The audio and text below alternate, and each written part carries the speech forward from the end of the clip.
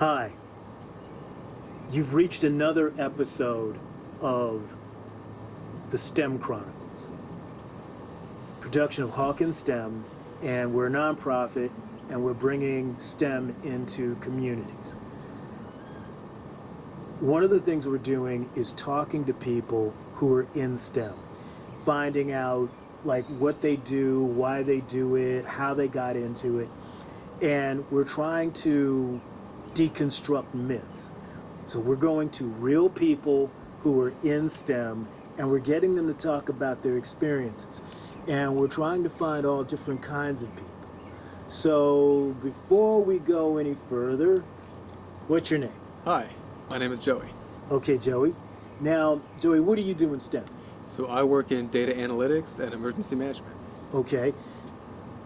I don't want you to violate any confidences or break any rules, but what does that entail?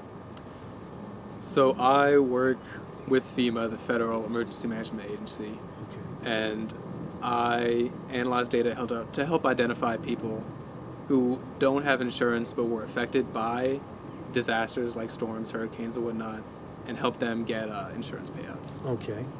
So even though you're in STEM, STEM is helping. Did you go into this because you really wanted to help people, or? So I started out because I knew I liked technology. Okay. That was the baseline. But I also had this other side that did want to have a career that helped other people, that has some kind of public impact. And at first, they seemed like two kind of very separate things. But I think with my recent job, I've been managing to kind of merge the two in a way that, has elements of both. So how did you find your way into STEM? So I started out, I think like most people, playing around with computers and whatnot as a kid. But my high school had a science and technology program that I got into. And that helped me get some college credits while I was in high school for information technology classes, which I think helped me pivot into a bachelor's in information systems. Okay. Now, of all the things that you've done, like how long have you had this job? Let's see. So this job I've had for about a year, but I've been out of college for about 3 years now. Okay. So what's probably the most interesting thing that you've done with your STEM career to date? Let's see. The most interesting might be what I'm doing right now. I mean, it seems like it's kind of a small part of a much larger program, which it is, but I like the fact that the work I do, I can see the direct impact on the people that I help out.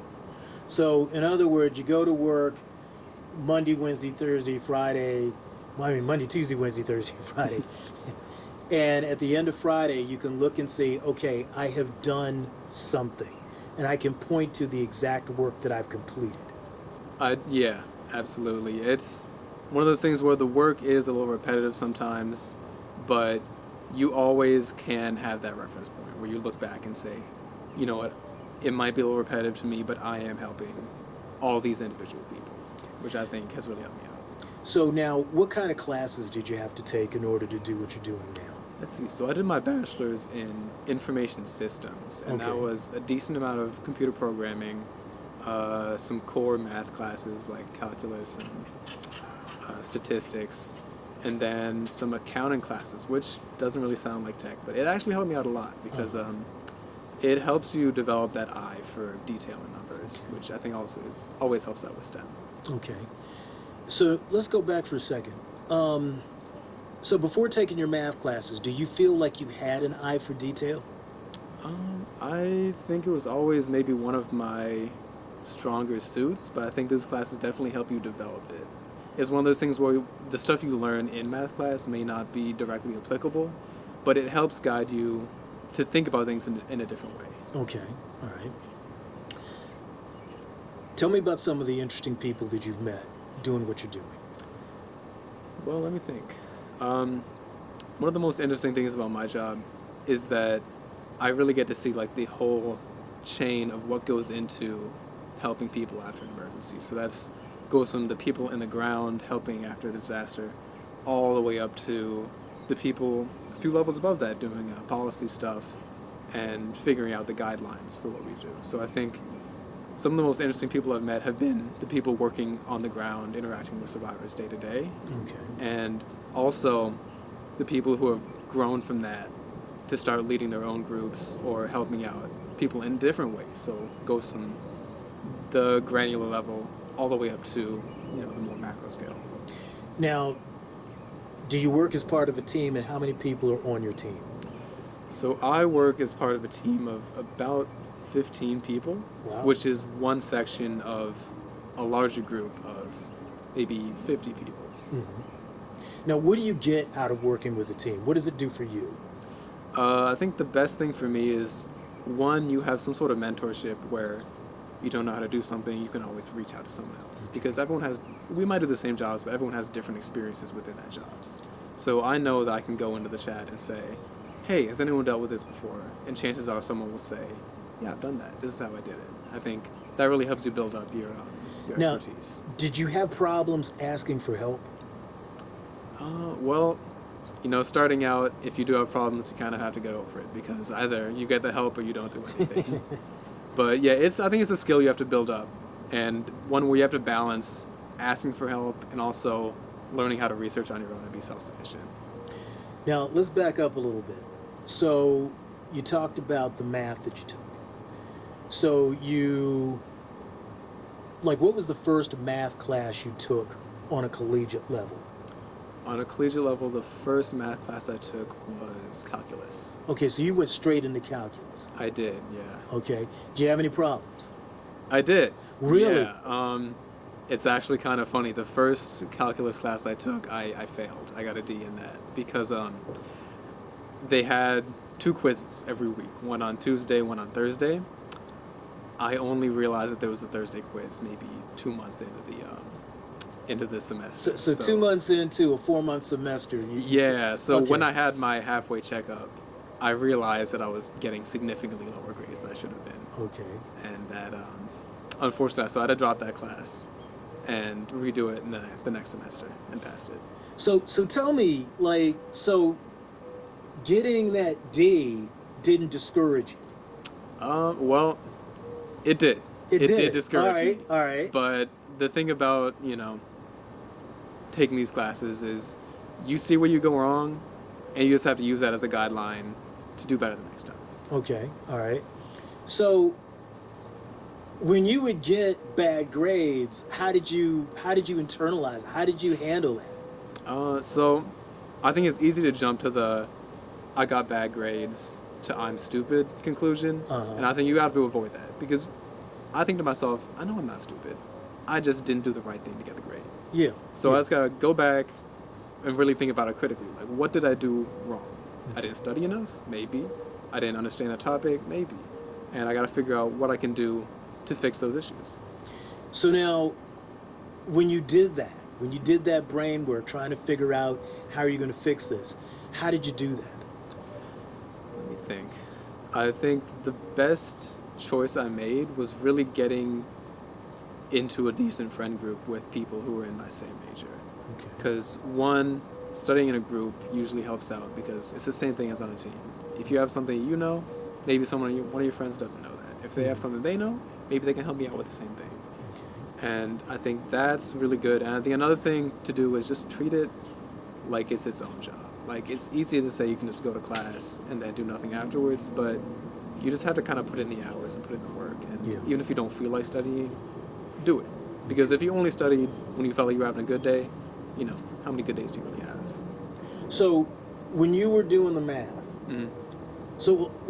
I'm going to jump ahead a little bit and then come back. So you took Cal 1, Cal 2, did you take Cal 3? I did not take Cal 3. No. So you took Cal 1, Cal 2, finite equations, what did you... Let's see, I took Calc 1, I did statistics for a while, and I did applied calculus. Okay. The highest one. And so now you were saying, one of the things I find interesting about what you're saying is you got into a group, and you were helping, that group was, you were helping each other. How many people were in that study group? I think it was about 6 of us ish, and we kind of got into it because we realized we were all taking the same classes because we're in the same major, and I just started seeing the same faces semester after semester. And we got to talking. We'd say, hey, what are you doing next semester? Hey, let's do the same ones. We can help each other out.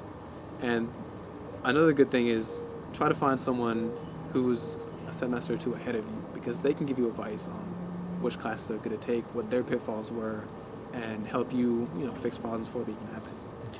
So in other words, what I hear you saying is, yeah, I got a D, but I didn't let that hold me back. No, exactly. Yeah, I feel that's a pretty good way of putting it. You gotta take it as it is, understand that you got it for a reason, and then figure out what you gotta do to move on from that. So when you finished undergrad, did you go straight into the job market, or did you go to grad school? Or? I did go straight into the job market. Okay. Are you thinking about going to grad school? I am, actually. That might be one of my next steps, getting a master's in computer science. Okay. Now, thinking about that for a second, before we even talk about the grad piece, how did you land your job? So, while I was in my undergrad, I got an internship with a cybersecurity company. Could you speak up just a little bit? Oh, absolutely, yeah. So while I was in my undergrad, I got an internship with a cybersecurity company. And that led to me getting a cybersecurity certification, and I think that certification helped me land my first job, which, as you can tell, was in cybersecurity. Okay. But you might have noticed I'm not in cybersecurity now. So I didn't especially like cybersecurity too much, but that gave me sort of jumping off point to pivot into data analytics, which is what I'm doing now. What is it that you did not like about cybersecurity? Part of it was the day-to-day work, I think, was a bit tedious in a way that I didn't especially enjoy. And I think you have to really be into networking and stuff like that to really succeed in cybersecurity, which I just didn't have the passion for that. And so when you say networking, you're not talking like people talking to people. You're talking about I'm networking. talking about packets talking to packets on a computer. And because there are people who do that, and they're very, very good at it.